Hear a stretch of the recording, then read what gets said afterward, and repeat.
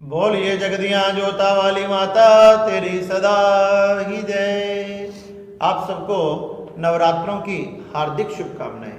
आप सब जानते हैं कि माता रानी के बड़े ही सुंदर जो त्योहार रूप में उत्सव रूप में बनाए जाते हैं वह नवरात्रे आश्विन मास के शुक्ल पक्ष की प्रतिपदा तिथि से प्रारंभ हो रहे हैं, जो प्रतिपदा तिथि से नवमी तिथि तक बनाए जाते हैं। बताया गया कि अपने घर में जो भी मंदिर है उसको सुंदर सजाएं तथा सुंदर कलश की स्थापना करें, उस पर 5 प्रकार के पत्ते लगाएं तथा पानी वाले नारियल की स्थापना करें।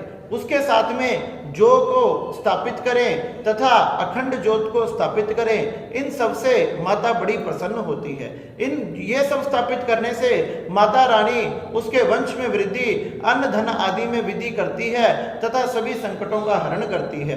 माँ का प्रतिदिन षोडश उपचार से पूजन करें, माँ को सुंदर पुष्पों की माला चढ़ाएं, पान आदि का भोग लगाएं। इन सब से माता प्रसन्न होती है। माँ को प्रसन्न करने के लिए माँ के पाठ को करें, दुर्गा सप्तशती का पाठ करें। माँ का निवारण मंत्र ओम ऐं ह्रीं क्लीं चामुंडाय विचे नमः, ऐसे मंत्रों का जाप करें तथा जो भी मंत्र माँ का आपको आता है उन मंत्रों का उच्चारण करें।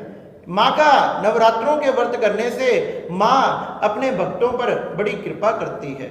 एक समय बृहस्पति जी ने श्री ब्रह्मा जी से जाकर पूछा कि हे ब्रह्मा जी, कृपया करके मुझे नवरात्रों की महिमा बताएं कि नवरात्रों में किस प्रकार से माँ की आराधना की जाती है और माँ अपने भक्तों पर किस प्रकार से कृपा करती है। तो श्री ब्रह्मा जी कहने लगे कि माता रानी अपने भक्तों पर बड़ी विशेष कृपा करती है।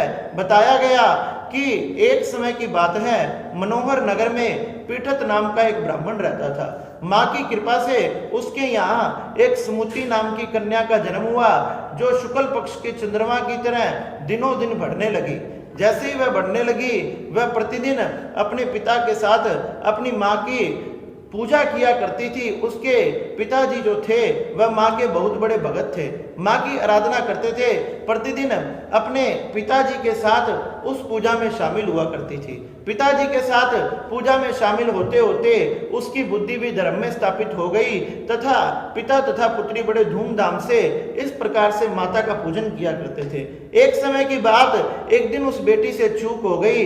जैसे उससे चूक हुई, उसके पिताजी बड़े नाराज हुए। पिताजी पूजा की तैयारियां करने लगे, पाठ की तैयारियां करने लगे, लेकिन बेटी को आने में बड़ी देर हो गई। बेटी बड़ी देर से घर आई तथा घर आकर कहने लगी कि पिताजी, आज मुझे फूल लाने में देरी हो गई। पिताजी इससे नाराज हो गए, कहने लगे कि हम प्रतिदिन माँ का इतने धूमधाम से पूजन करते हैं और आज तू पूरा पूजन करने के बाद आई है। तो पिताजी ने क्रोधित होकर कह दिया, श्राप दे दिया कि तेरा विवाह ऐसे व्यक्ति से करूंगा जिसके शरीर में कुष्ठ होंगे, अनेक प्रकार के रोग होंगे। बेटी एक सेकंड के लिए तो, कुछ समय के लिए तो बड़ी मन में पश्चाताप करने लगी, लेकिन फिर अपने पिता को कहने लगी, पिताजी जिसके भाग्य में जो होता है वही उसे प्राप्त होता है, हम भला क्या कर सकते हैं। लेकिन फिर भी आप मेरे पिता हो, आप चाहे तो मेरा विवाह किसी से भी कर सकते हो, क्योंकि आपका मुझ पर पूरा अधिकार है। पिता ने जब ऐसी बातें सुनी तो पिता का और क्रोध आ गया और पिता ने अपने दूत को भेजा और कहने लगा, इसके लिए कोई ऐसा व्यक्ति ढूंढकर लाओ जिसके सारे शरीर में कुष्ठ हो तथा रोग हो। दूत गया तथा दूत ढूंढकर ऐसा ऐसा व्यक्ति ले आया। जैसे ही वो ऐसा व्यक्ति उसके पिता ने देखा तो अपनी बेटी का विवाह उससे कर दिया। अपनी बेटी का विवाह करके शीघ्र अतिशीघ्र उसको घर से विदा कर दिया और जैसे ही विदा कर दिया उस समय रात्रि हो चुकी थी। रात्रि में वह अपनी पिता के आश्रम से निकलकर जैसे ही जंगल की तरफ बढ़ने लगी, अब तो जंगल में चारों तरफ से अनेक प्रकार से अंधेरा था तथा चारों तरफ से पशु पक्षी आदियों ने उनको घेर लिया। जैसे ही पशु पक्षियों आदि ने उनको घेर लिया, देखते ही देखते उनके सामने एक बहुत बड़ा चमत्कार हुआ। जब उन्होंने अपनी आंखों से सामने देखा तो सहस्त्रों सूर्यों के समान प्रकाश प्रकट हो गया और उस प्रकाश में से मां भगवती प्रकट हो गई। जैसे ही मां भगवती प्रकट हुई, मां को देखने मात्र से सभी पशु पक्षी आदि वहां से भाग गए तथा सभी जब भाग गए तो वो बेटी कहने लगी कि देवी जी आप कौन हो। वह कहने लगी कि हे बेटी, जिसकी तू प्रतिदिन पूजा करती थी, माँ अम्बे, देव शक्ति, आदि शक्ति, माँ भवानी, वह मैं ही हूँ। ये तेरी इस जन्म की तपस्या का ही फल नहीं जो मैं तेरे सामने प्रकट हुई हूं, ये तेरी पूर्व जन्म की तपस्या का भी फल है। कहने लगी कि माँ मैंने पूर्व जन्म में कौन सी आपकी तपस्या की थी? तो माँ कहने लगी कि पिछले जन्म में तू एक निषाद की पत्नी थी, तू बड़ी ही पतिव्रता थी और तेरा पति अनेक प्रकार के गलत कार्य करता था। एक बार तेरे पति ने चोरी की तथा सिपाही जब भागते भागते आए, जब धन वहां रखा पाया तो तुम दोनों को पकड़ कर ले गए। जब तुम दोनों को पकड़ कर ले गए तो तुम्हें कठिन कारावास में डाल दिया गया।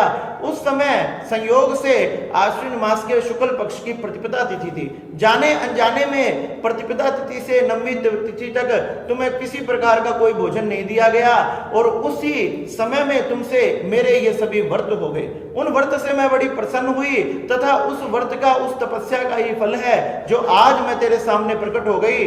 जैसे ही तुझ पर संकट आया मैं तेरी सहायता के लिए आ गई। वह बड़ी ही प्रसन्न हुई, कहने लगी माँ आपने मुझ पर इतनी कृपा करी। माँ कहने लगी कि बेटी तू मांग, क्या मांगना चाहती है? कहने लगी कि माँ अगर आप मुझ पर इतना प्रसन्न हो तो मेरे पति का ये भयंकर रोग ठीक कर दो।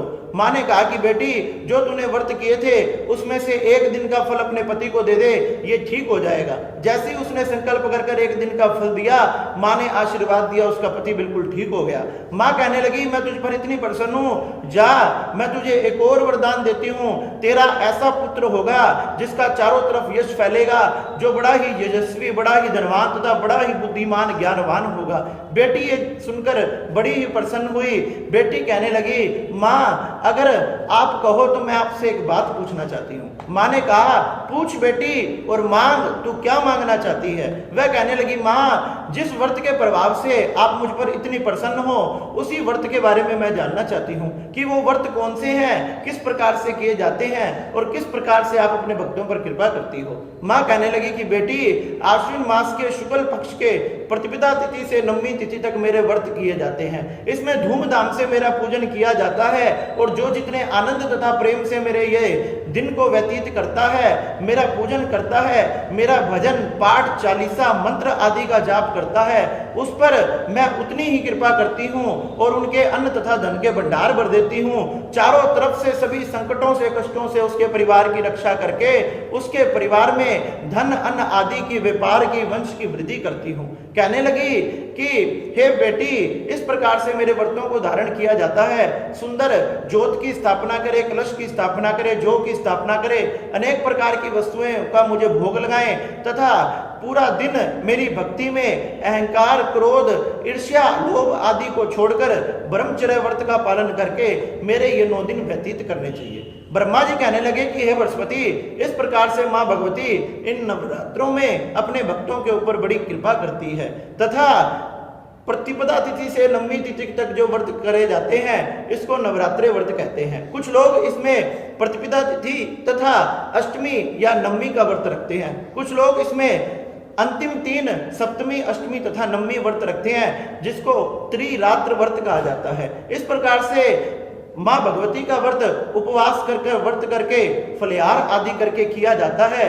कुछ लोग इसमें एक समय फलिहार या एक समय भोजन करके भी करते हैं। किसी प्रकार से भी मनुष्य अगर इस व्रत को धारण करे तो उसका कल्याण हो जाता है और माँ भगवती उसके भंडार भर देती है। इस प्रकार से हमने धूमधाम से इन नवरात्रों का ये त्योहार तथा उत्सव बनाना चाहिए। माता रानी उन पर बड़ी प्रसन्न होती है। इस प्रकार से श्री ब्रह्मा जी ने बृहस्पति जी को ये बड़ी ही सुंदर कथा सुनाई और बृहस्पति जी ने इस कथा को सुनकर सभी देवी देवताओं को सुनाया और सभी देवी देवताओं के साथ मिलकर बड़े धूमधाम से माँ के घट की स्थापना करी, कलश की स्थापना करी, अखंड ज्योति की स्थापना करी तथा सभी देवी देवताओं ने मिलकर माँ भगवती का ये व्रत उपवास किया और नवरात्रि के व्रत के प्रभाव से माँ आदि शक्ति ने प्रकट होकर उनको आशीर्वाद दिया और सभी देवताओं ने जो अपने राज्य से इंद्र आदि लोगों से निकाल दिए गए थे उन दैत्यों पर विजय प्राप्त करके फिर से अपने राज्य प्राप्त कर लिए। इस प्रकार से माँ भगवती सबके भंडार भरने वाली